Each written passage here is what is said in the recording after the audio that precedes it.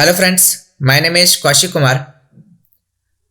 जैसा कि आपने पिछले वीडियो में सीखा कि कैसे हम टैली प्राइम में लेजर्स क्रिएट करते हैं, कैसे ऑल्टर करते हैं और उसको कैसे डिलीट किया जा सकता है, प्लस उसमें ग्रुप्स के बारे में भी आपने सीखा।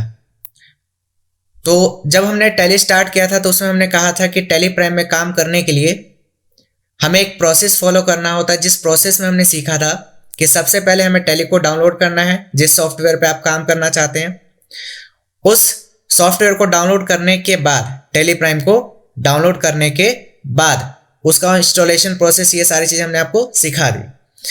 जब टैली प्राइम पूरी तरीके से इंस्टॉल हो चुका है तो उसको जब स्टार्ट करेंगे तो सबसे पहले हमें क्या करना पड़ेगा, कंपनी क्रिएट करने के बाद हम क्या करते हैं, मास्टर क्रिएशन का मतलब जैसे हमने कल लेजर क्रिएट करना सीखा। इसके बाद लेजर्स को क्रिएट करने के बाद हमें उसकी एंट्री करनी होती है। तो जैसा कि हमने कहा था कि कोई ना कोई जो एंट्री होगी उसका कोई ना कोई लेजर होगा, और लेजर क्रिएशन के बाद ही आप कोई भी ट्रांजैक्शंस या एंट्री पास कर पाओगे आप टैली प्राइम में।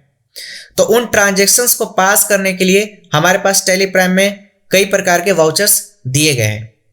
ठीक है, तो आज की वीडियो में उन सभी वाउचर्स के बारे में आज सिर्फ जानेंगे कि कौन सा वाउचर कब यूज होता है और कौन से वाउचर में कौन सी एंट्रीज की जाती है।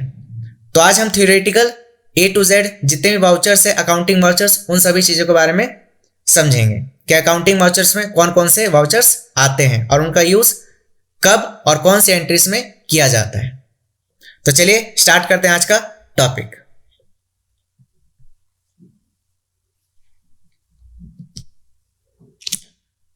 तो आज का जो एजेंडा है हमारा, introduction about vouchers. Accounting vouchers के अंतर्गत हमारे जो वाउचर्स आते हैं, सबसे पहला होता है कॉन्ट्रा, जिसकी शॉर्टकट की होती है F4। इसको चाहे तो साथ ही साथ आप कॉपी पे नोट डाउन कर सकते हैं। दूसरा होता है आपका पेमेंट वाउचर, जिसकी शॉर्टकट की होती है F5। तीसरा होता है आपका रिसिप्ट, जिसका शॉर्टकट की होता है F6। चौथा होता है आपका जनरल वाउचर, जिसकी शॉर्टकट की होती है F7। पांचवा होता है आपका सेल्स, जिसकी शॉर्टकट की होती है F8। सिक्स होता है आपका परचेस, जिसकी शॉर्टकट की होती है F9। सेवंथ होता है आपका क्रेडिट नोट, जिसका शॉर्टकट की होता है Alt+ F6। Debit note voucher का जो शॉर्टकट की होता है वो होता है Alt+ F5। इसका मेमोरेंडम वाउचर होता है और एक हमारा होता है रिवर्सिंग जनरल। ठीक है, तो जैसे कि आपके स्क्रीन पे 1, 2, 3, 4, 5 और 6, और पीछे आपने 4 वाउचर्स देखे। तो टोटल अभी हम अकाउंटिंग वाउचर्स के अंतर्गत 10 वाउचर्स के बारे में पढ़ने वाले हैं। ठीक है, तो अब इन 10 वाउचर्स को हम एक एक करके समझेंगे कि कौन सा वाउचर का यूज कब किया जाता है, प्लस उससे पहले हमें ये समझना पड़ेगा कि वाउचर आखिरकार होता क्या है। ठीक है, तो सबसे पहले मैं आपको एक बार टैली के स्क्रीन पे लेके चलता हूं।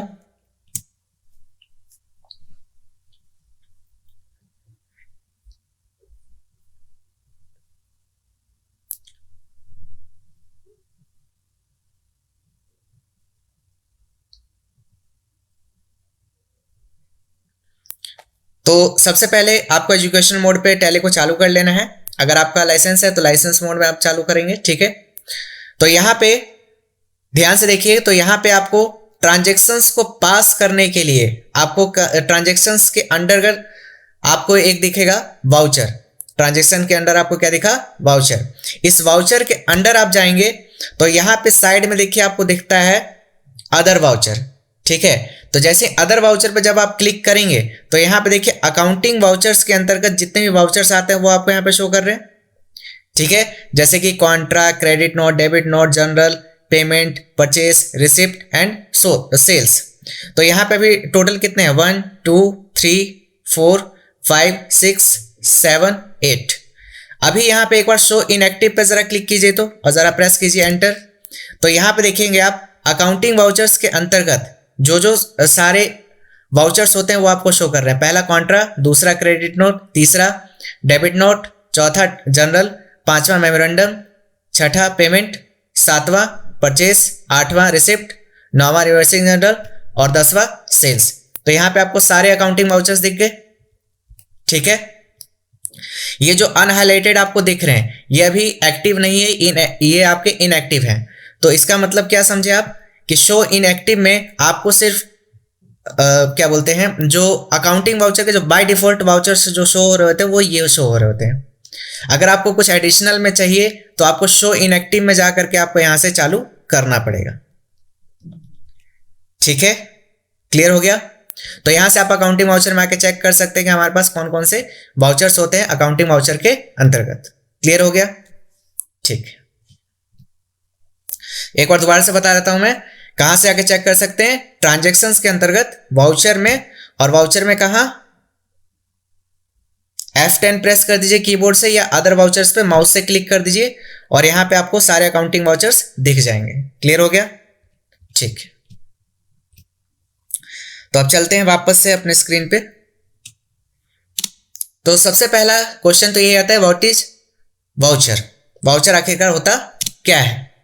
तो जैसा कि स्क्रीन पे आप पढ़ पाएंगे, देखिए वाउचर एक बेसिक डॉक्यूमेंट दस्तावेज होता है जिसकी मदद से हम अपने बिजनेस में होने वाले प्रतिदिन के ट्रांजैक्शंस, मतलब कि लेन देन का पूरा हिसाब रखते हैं, और वाउचर की मदद से हम इसको आसानी से टैली में एंट्री पोस्ट कर सकते हैं।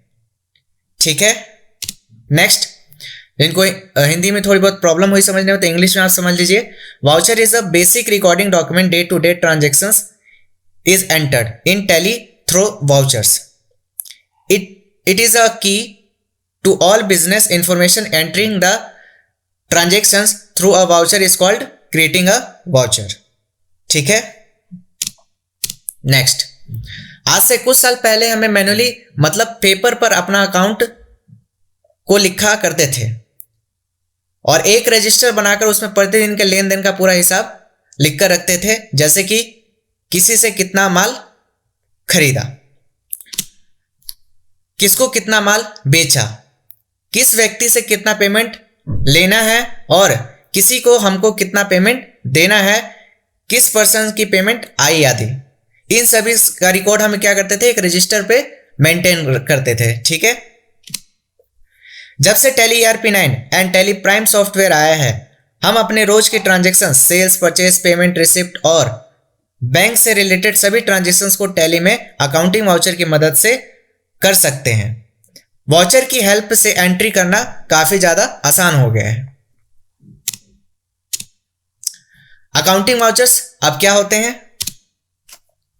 अकाउंटिंग वाउचर का मतलब उन वाउचर से है जो अकाउंट्स की बेसिक ट्रांजैक्शंस को स्टोर करने के लिए करते हैं। अकाउंटिंग वाउचर्स ही आपके सारे बिजनेस की ऐसी की है जिसके जरिए आप अपने लेन देन हिसाब रखते हैं।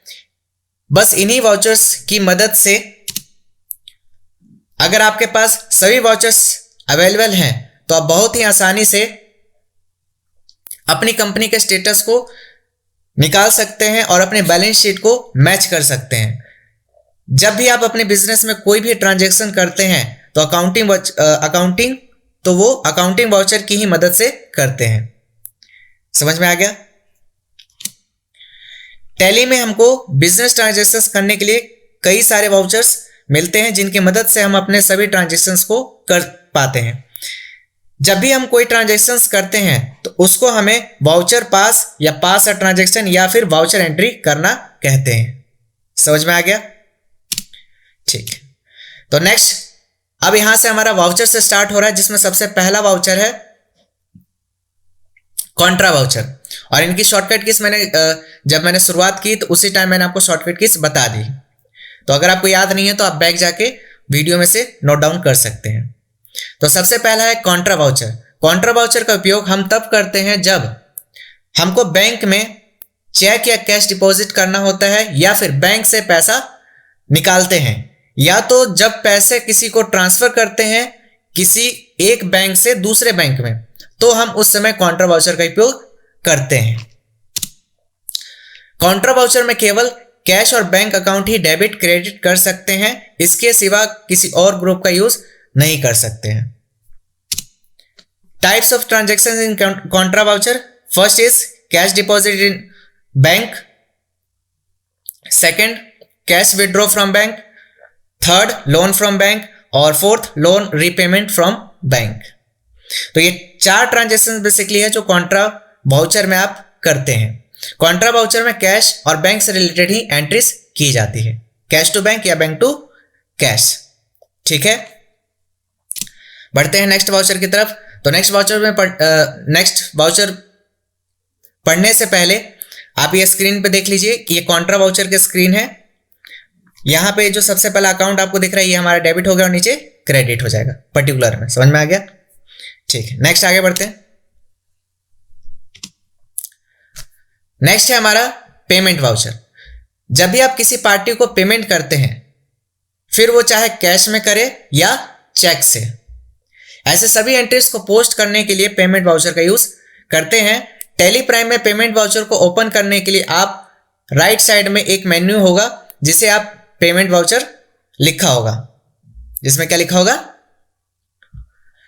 राइट साइड में पेमेंट वाउचर लिखा होगा, उस पर क्लिक करें या F5 की प्रेस कीजिए। जैसे कि देखिए मैं आपको टैली के स्क्रीन पे लेकर चलता हूं, तो यहाँ पे देखिए जब आप वाउचर्स के अंतर्गत जाएंगे तो यहाँ पे देखिए आपको सारे वो शॉर्टकट कीज दिख जाएंगे जो मैंने वहां पे लिखे हुए थे। तो पेमेंट देखिए यहाँ तक अभी अगर आप कॉन्ट्रा पे होंगे तो देखिए पेमेंट हाईलाइट हो रहा है। तो अगर आपको पेमेंट पे जाना है तो या तो माउस से इस पर क्लिक कर दीजिए या फिर कीबोर्ड से F5 दबा दीजिए, तभी आप पेमेंट वाउचर में पहुंच जाएंगे। ठीक है, एग्जाम्पल है, हमने किसी से गुड्स या माल परचेज किया, तो जब आप कोई सामान खरीदेंगे तो उसका पेमेंट भी तो करेंगे। ठीक है, नेक्स्ट, ये पेमेंट वाउचर का आपका स्क्रीन होता है टैली में। ठीक है, नेक्स्ट रिसिप्ट वाउचर, थर्ड जो है हमारा रिसिप्ट वाउचर। जब भी कोई पार्टी हमको पैसा भेजती है, मतलब जब हमारे बिजनेस में पैसा कहीं से रिसीव होता है, तो ऐसे सभी एंट्रीज को हम रिसिप्ट वाउचर में पोस्ट करते हैं। एग्जाम्पल, अगर आप इंटरेस्ट रिसीव कर रहे हो तो रिसिप्ट वाउचर का उपयोग करेंगे। ठीक है, ये रिसिप्ट वाउचर का आपका स्क्रीन होता है टैली प्राइम में। ठीक है, नेक्स्ट, फोर्थ है आपका जनरल वाउचर। जनरल वाउचर एक तरह का एडजस्टमेंट टाइप वाउचर होता है जिसके जरिए हम टैली में एडजस्टमेंट की एंट्रीज को पोस्ट करते हैं। जनरल वाउचर में कभी भी आपको डेबिट और क्रेडिट में कैश और बैंक नहीं आता है। ठीक है, अगर देखिए ध्यान रखिएगा, अगर आपका कोई एंट्री कॉन्ट्रा में, तो हमें याद हो गया कि कॉन्ट्रा में क्या होगा, cash to bank, bank to cash. Receipt में क्या होगा कि जो पैसा आएगा तब हम उसकी एंट्री करेंगे, किसमें, रिसिप्ट में, और जब कोई पेमेंट होगा तो पेमेंट में। लेकिन जनरल वाउचर में देखिए वो एंट्रीज जाएगी जिसमें सिर्फ 2 नाम आते हो। समझ में आ गया? 2 नाम आने का मतलब जैसे उधारी पे सेल किया तो क्या एंट्री होगा, जो भी मतलब वेंडर है, vendor account debit to sales, है ना। तो अगर सेल्स का जैसे मान लीजिए कि आपने उधारी पे किसी को सेल किया है, तो वहां पे सिर्फ क्या आ रहा है, 2 व्यक्ति के नाम आ रहे हैं, तो वहां पे क्या होगा, वो जनरल वाउचर में एंट्री होगी। ठीक है, या फिर जैसे एक एग्जांपल यहां पे है, purchase return depreciation of fixed asset goods. ठीक है, गुड्स के सिवा कोई वस्तु उधार परचेस करने पर भी किस में एंट्री होगी, जनरल वाउचर में। ठीक है, जिसमें कैश और बैंक ना आता हो वो एंट्रीज किस में की जाएगी, जनरल वाउचर में। क्लियर हो गया? जनरल वाउचर का जो स्क्रीन होता है वो इस तरीके से आपका शो होता है टैली प्राइम में। क्लियर हो गया? ठीक, नेक्स्ट बात करते हैं, फिफ्थ है हमारा सेल्स वाउचर।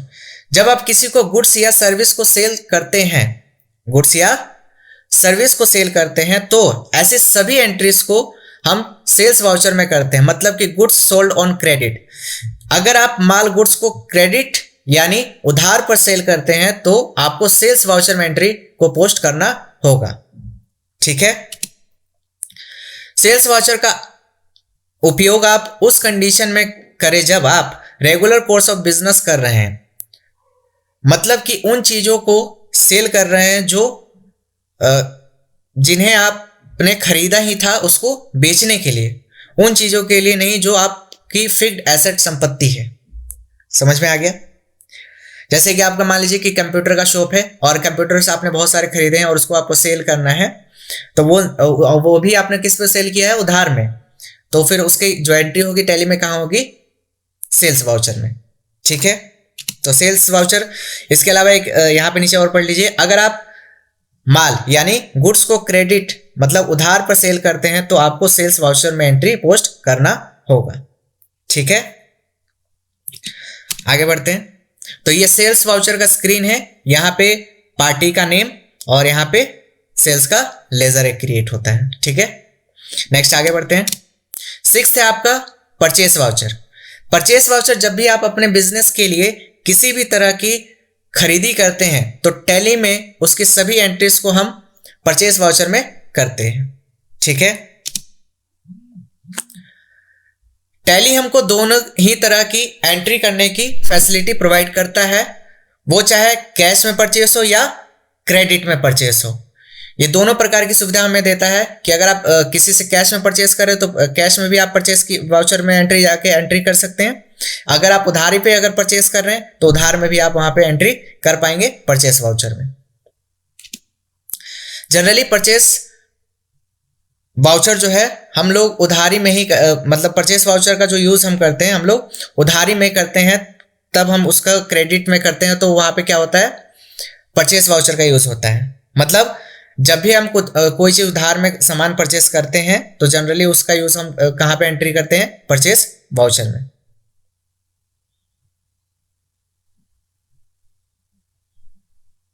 ठीक है, समझ में आ गया। नेक्स्ट आगे बढ़ते हैं।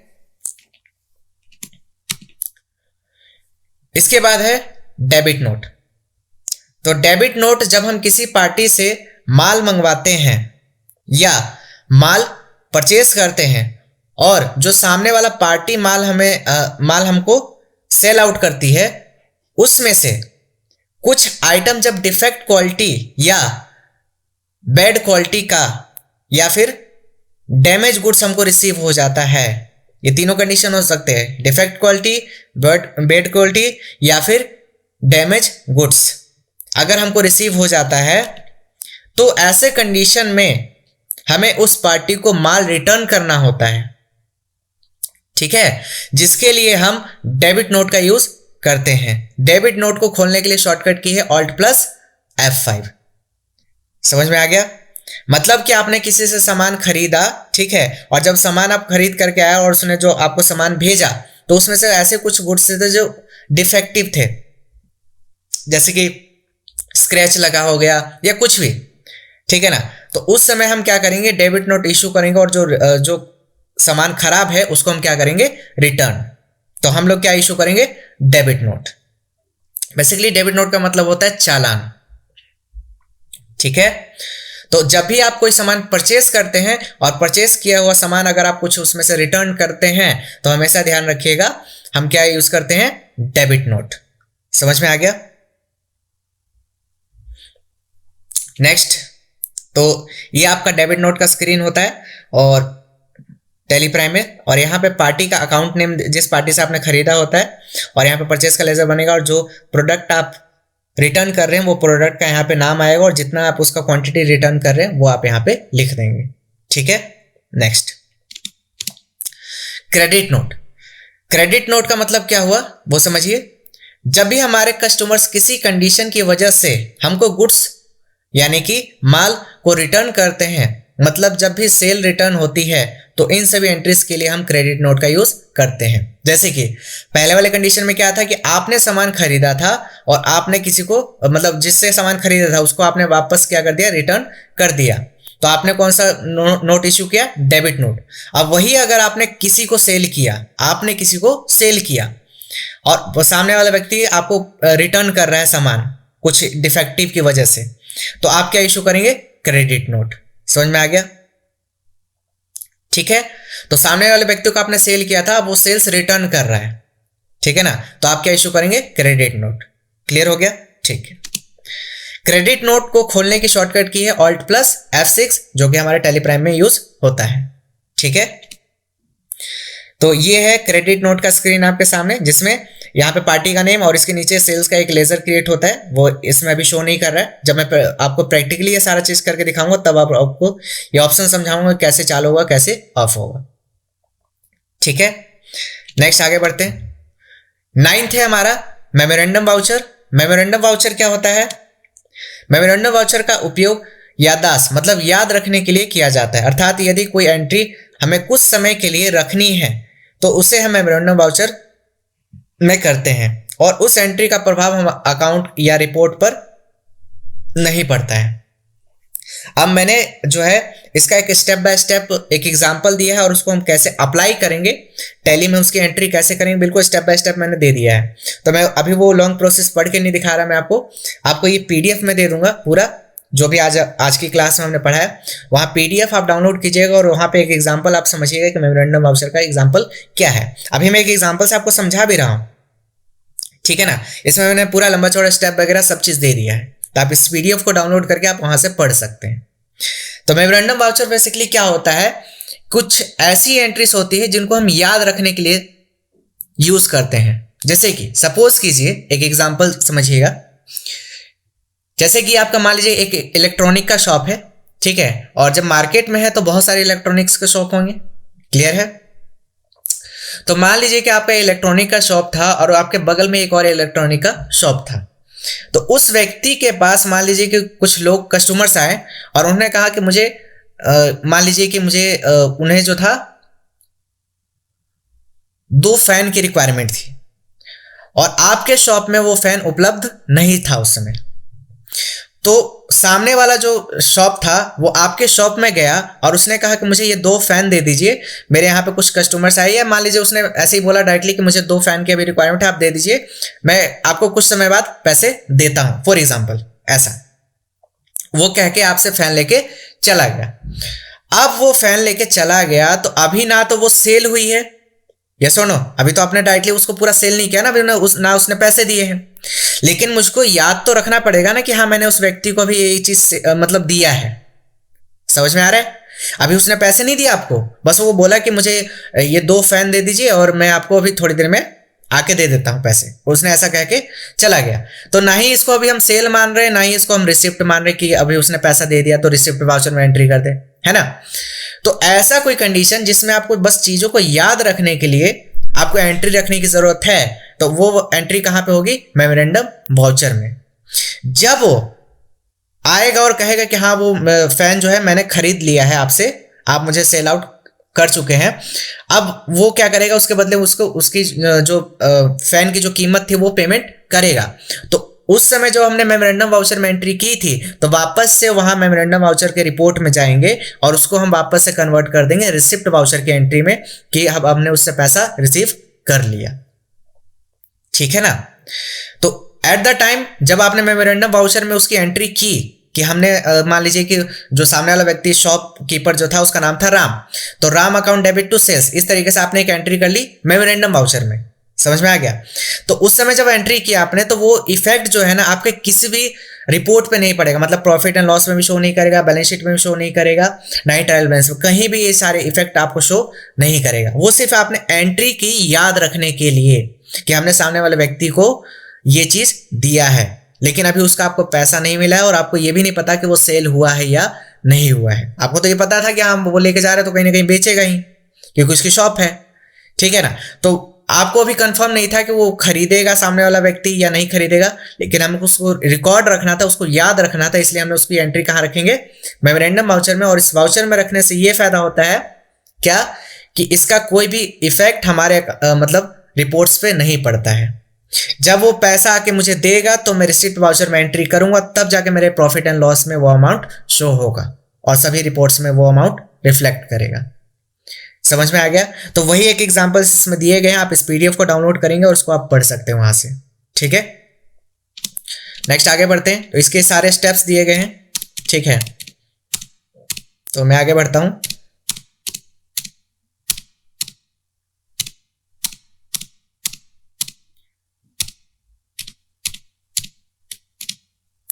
मेमोरेंडम वाउचर के बाद जो लास्ट हमारा वाउचर कहलाता है उसे बोलते हैं रिवर्सिंग जर्नल वाउचर।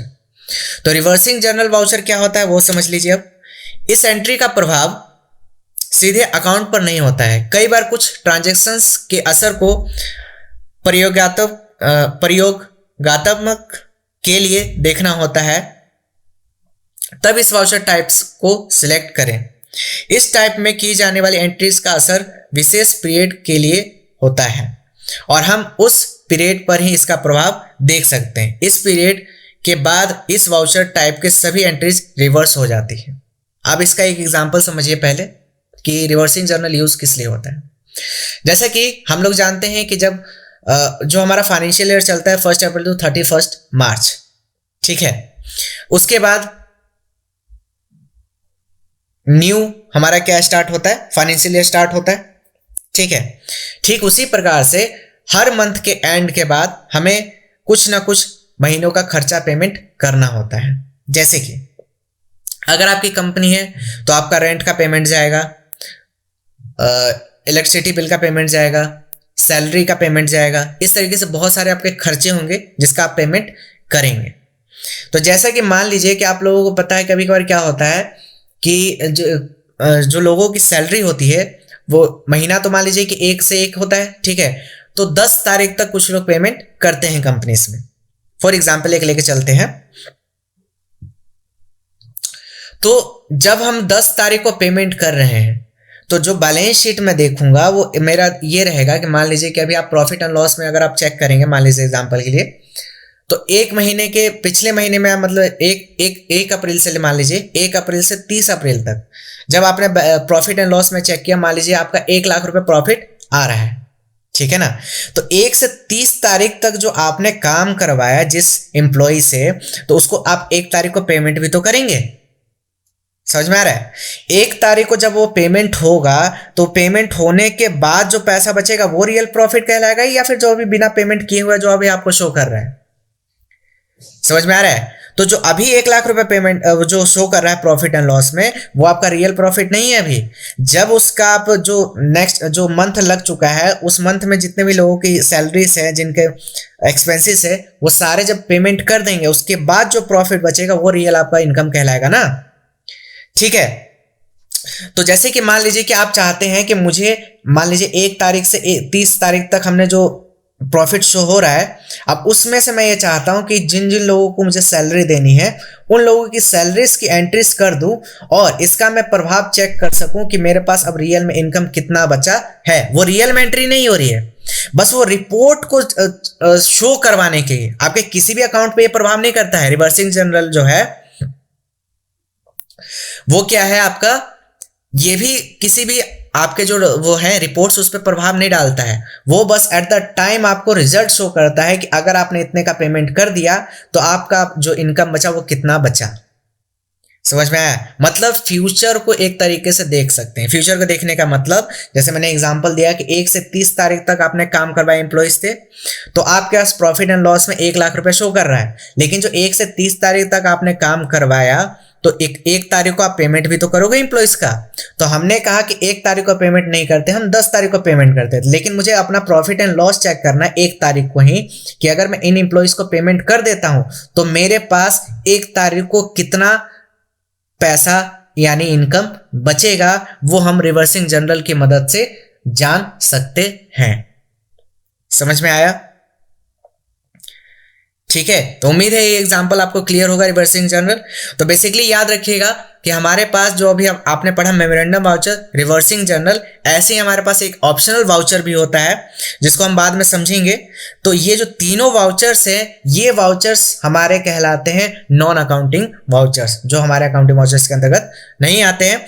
उसमें आपने देखा था कि अकाउंटिंग वाउचर्स के अंतर्गत वहां पे शो कर रहा था, लेकिन ये जो तीनों वाउचर्स है ना, इसका कोई भी प्रभाव हमारे रिपोर्ट्स पे नहीं पड़ता है। समझ में आ गया? इसलिए इसको नॉन अकाउंटिंग वाउचर्स के अंतर्गत रखा गया है। समझ में आ गया?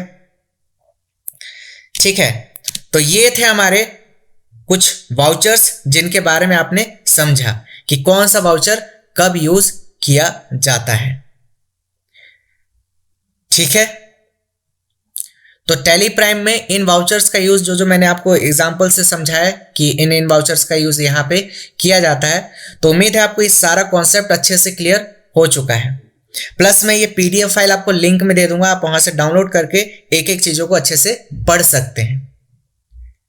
ठीक है, अभी इस क्लास में सिर्फ हमने इसको थ्योरेटिकल समझा है। आगे की क्लासेस में हम जो है इसको प्रैक्टिकली समझेंगे कि काउंटर वाउचर की एंट्रीज कैसे की जाती है और इसमें कौन से ऑप्शन यस करने होते, कौन से ऑप्शन नो करने होते। इन सभी कॉन्सेप्ट्स को हम प्रैक्टिकली नेक्स्ट क्लास में समझेंगे और सभी वाउचर्स के बारे में एक एक एंट्री करके भी प्रैक्टिकली समझेंगे। ऐसा नहीं कि थ्योरेटिकल सिर्फ मैंने आज पढ़ा दिया बस खत्म, नहीं, एक एक एग्जाम्पल के साथ हम सभी प्रैक्टिकली सभी वाउचर्स को यूज करके दिखाएंगे।